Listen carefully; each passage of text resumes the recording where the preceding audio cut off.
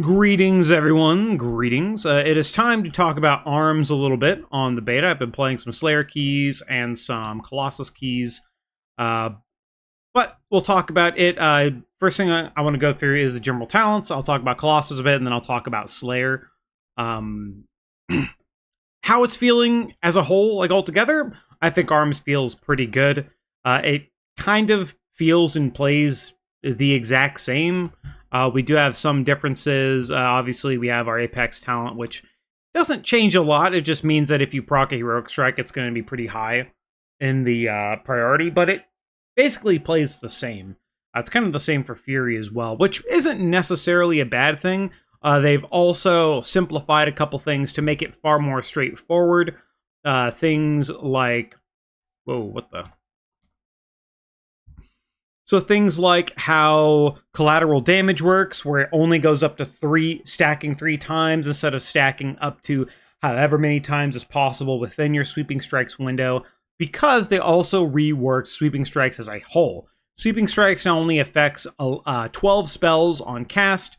The talent here that allows you to gain sweeping strikes from Colossus Smash at 100% effectiveness. However, you cannot stack them. So if you use Colossus Smash and get your 12 stacks of Sweeping Strikes, if you manually cast Sweeping Strikes while at 12 stacks, you will simply not gain any stacks. 12 is the maximum we'll be dealing with. So it is a bit of a playstyle difference that I've noticed. I've been kind of like chomping my own Sweeping Strike stacks every now and then while not keeping in mind my Colossus Smash cooldown.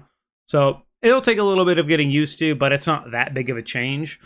Otherwise, it plays good, plays pretty straightforward. There is currently a bug on the beta where if you have Heroic Strike and you cast Cleave, it will auto-cast the Heroic Strike, but it won't consume the buff.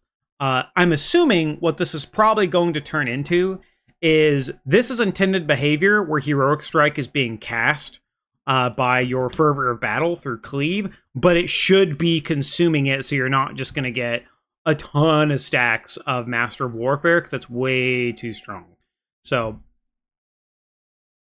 we're going to go over the guise of the intended or assumed intended behavior that you're just going to play the game normally. You're going to be overpowering, cleaving, all that stuff. And then in AoE situations, Cleave is going to be auto-casting Mortal Strikes for you through Fervor. And then in single target, you'll be pressing Fervor. Or you'll be pressing Slam to get the Heroic Strike proc. So it'll still play quite well. I'm just assuming pretty sure that's just a bug.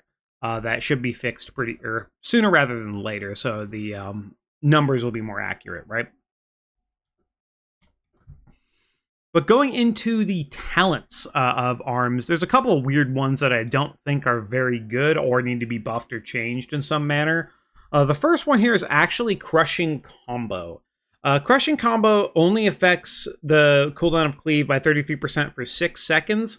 However, if you're playing to get additional Cleave damage through Ravager, it means you have to cast Ravager before casting your Colossus Smash, and then you maybe get 3 Cleaves with that maximum damage potential, and your Ravager will still be going.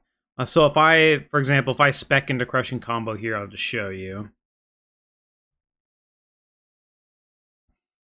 Where we will cast our Ravager, and then we will cleave away. This allows you to cleave, overpower, but the moment you hit your 3rd cleave, it goes back to its normal cooldown. So I feel like I would rather it last a little longer. The talent doesn't seem like crazy strong for me personally. The other issue with it being that Demolish being a big part of our damage, because you're focusing so much on Cleave instead of Mortal Striking, you're only getting 1 stack per cast instead of potentially 2 to even 4 stacks per cast, depending on your crit RNG with Mortal Strike through Precise Might. So the talent kind of works against itself a little bit. It seems very, very weird. So I've been kind of against playing it because you're micromanaging and you're kind of munching. And if you do, for some reason, cast Colossus Smash and then Ravager, you're going to lose that 3rd cleave worth of cooldown reduction anyway. So I don't know. I don't think these talents are necessarily that powerful or that good compared to everything else around it, which seems weird considering their follow-ups to Colossus Smash. I just think they need to be, especially a talent gated like this, I just think these probably need to be, the tactical edge maybe might be good, I don't know, we'll have to see what the robot thinks, but crushing combo feels like it's just a little short comparatively, because CS is 10 seconds and this is only 6, so it feels kind of weird. Moving over to talk about Rend as a whole for arms. Rend is very weird. I don't think Rend is worth it for Slayer. I do think Rend is worth it for Colossus for a couple reasons. One, Colossus is actually a lot more rage-starved than Slayer. Slayer gets a lot of free globals through the amount of executes you're casting, through your tier set, or through your hero talent, and through sudden death.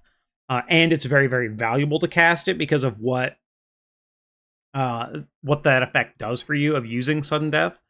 So Colossus doesn't have as many globals that are free like that.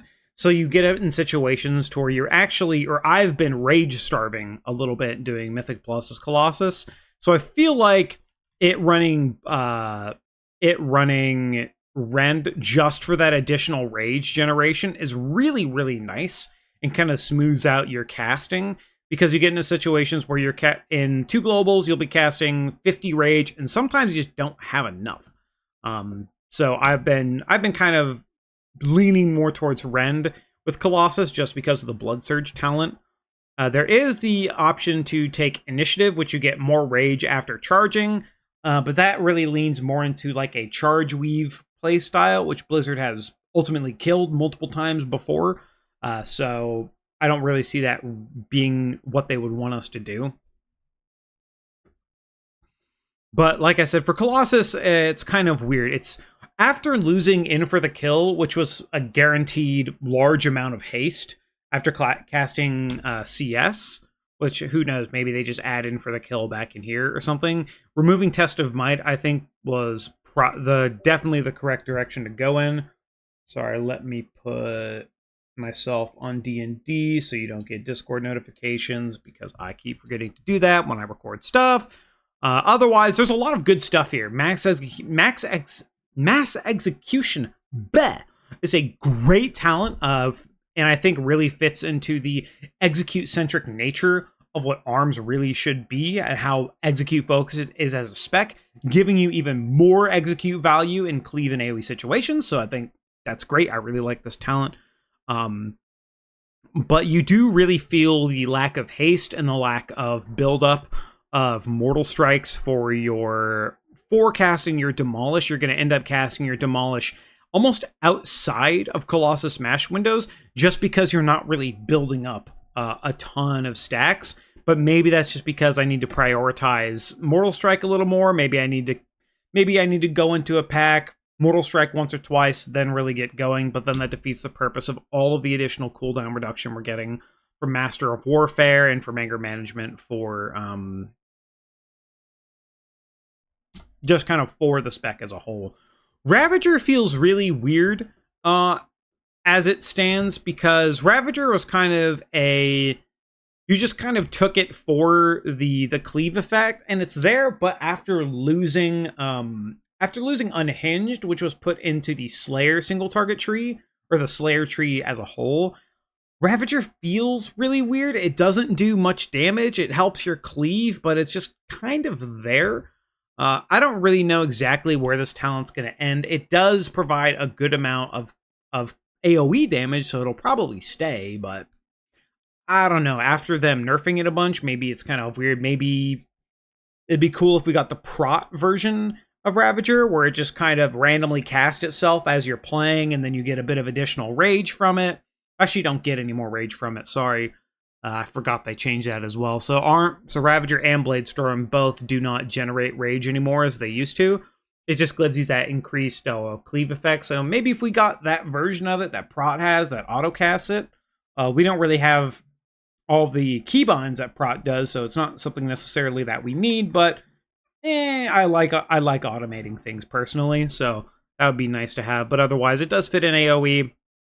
But in single target, we're not really taking it. There's no reason to take any of it. Single target does feel pretty good for Colossus. It's just all about Mortal Strike. You're Mortal Striking all the time. If you're not Mortal Striking, you're trying to get to your next Mortal Strike. Things you're doing are buffing your next Mortal Strike, and it's a small enough amount to where, like, if you're having to cast a slam and you're getting an additional chance to proc its effect, right? So right now, Slam would have a 50% chance to proc Tactician. So you're getting more overpowers, more Dreadnoughts, all those overpowers leading back into Battle Lord. You are a little, once again, rage-starved a bit, just because you can try and take this initiative. I just don't like this talent. Maybe Rend still might be an option here in single target, just as a rage generator, but I think Arms just in general needs a little bit more rage generation, especially for Colossus, just because you can find yourself in situations where you're kind of going or out of rage, right? And it just doesn't feel very good.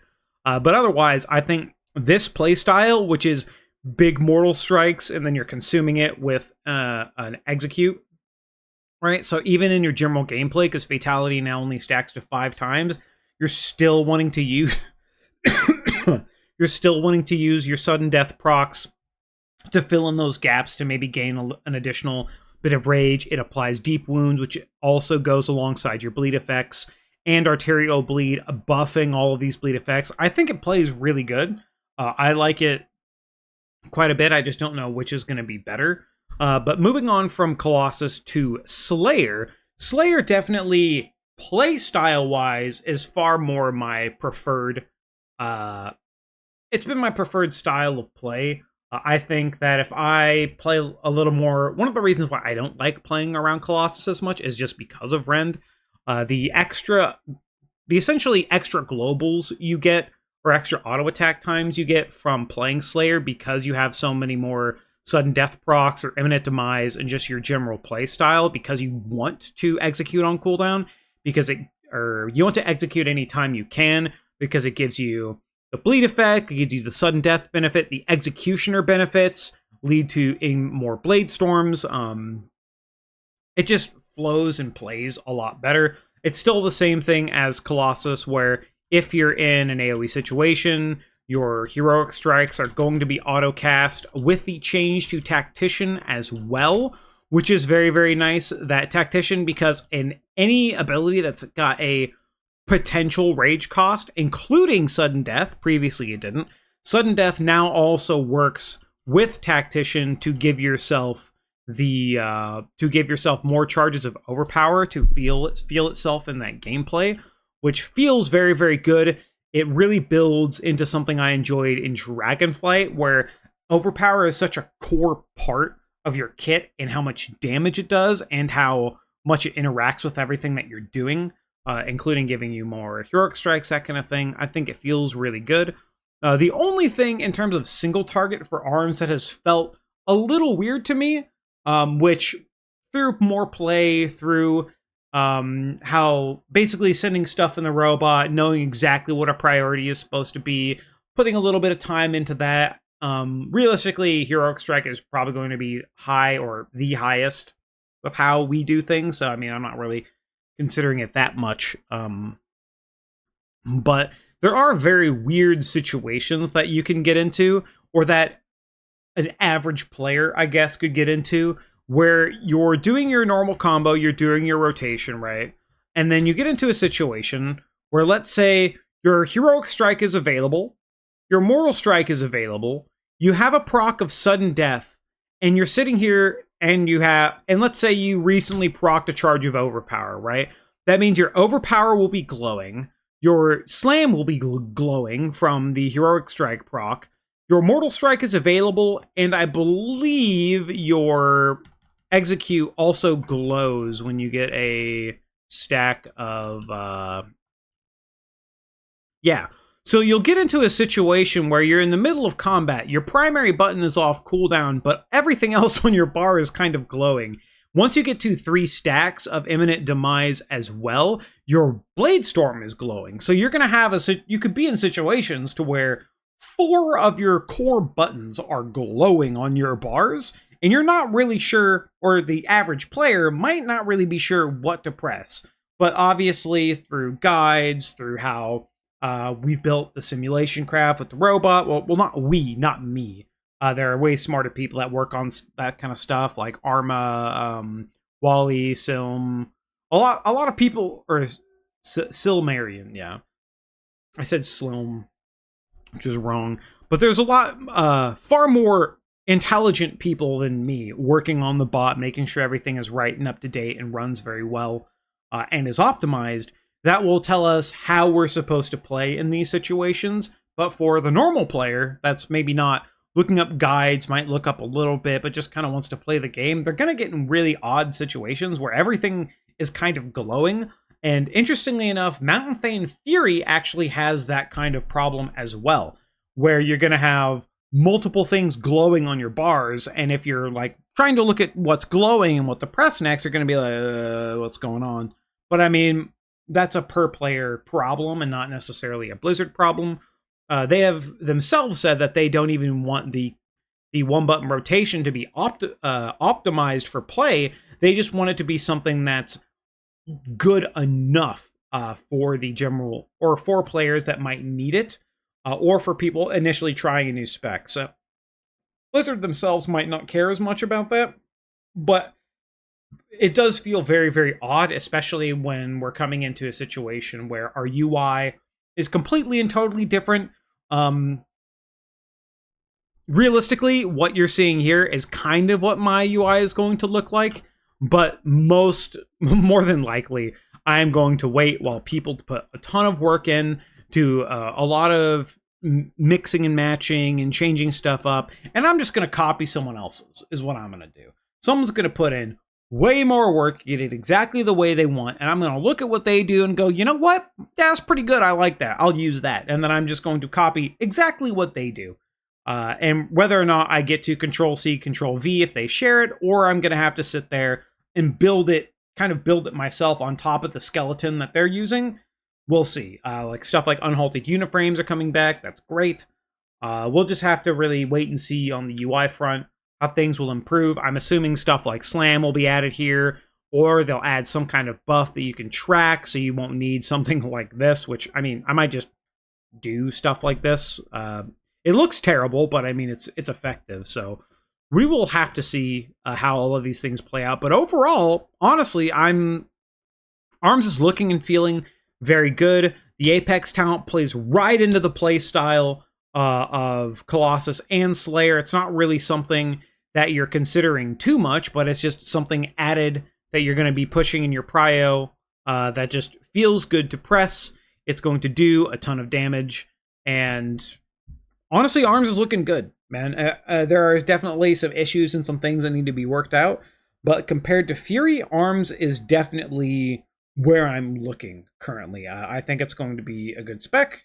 The new talents really play into it, and that's all I really have to say for now. There's not too much to go into, but once they add new stuff, we get new talents, or, I mean, if we get new talents, I don't even know if we'll get new talents, but as they iterate on it, improve the cooldown manager, improve the UI, improve the nameplates, all that kind of stuff, we will talk about them, and we will yap a little bit, because I like this game, and the game is fun, and I hope they improve it so it's better than it is now, and I'm sure they're working on it. The only thing that does have me slightly concerned is the fact that the holidays are coming up, so this big chunk of time that people say, oh, they have 4 months or whatever, it's not really 4 months. They obviously should be able to go home for the holidays, spend time with their family, do all of the stuff they need to do to just feel like a real functioning person instead of sitting here and just working on WoW all the time, which as players we probably want, but that is not healthy for them, and that is not healthy for the health of the game as a whole, because if you start really making... Why am I even going into this? I don't know. Treat them like people, man. Let them be like people. I only saying this because they said that they were so far ahead that they felt like they could do all of this before Midnight launched, and maybe they can, maybe they can't. I don't know. We will have to see. I don't really know what's going to go on with that, but they have so far done a pretty good job And we just have to really wait and see, nameplates especially, how they improve them. Because people are fairly criticizing how bad nameplates are currently, but we have yet to see the final product. So hopefully they take that criticism, improve it, and we have some great stuff to work with, and I'm looking forward to that. Otherwise, I will see you next when we get an update, which they should be updating the beta and all this kind of stuff weekly, so I'll see you sooner, or hopefully sooner rather than later. Okie dokie, bye-bye.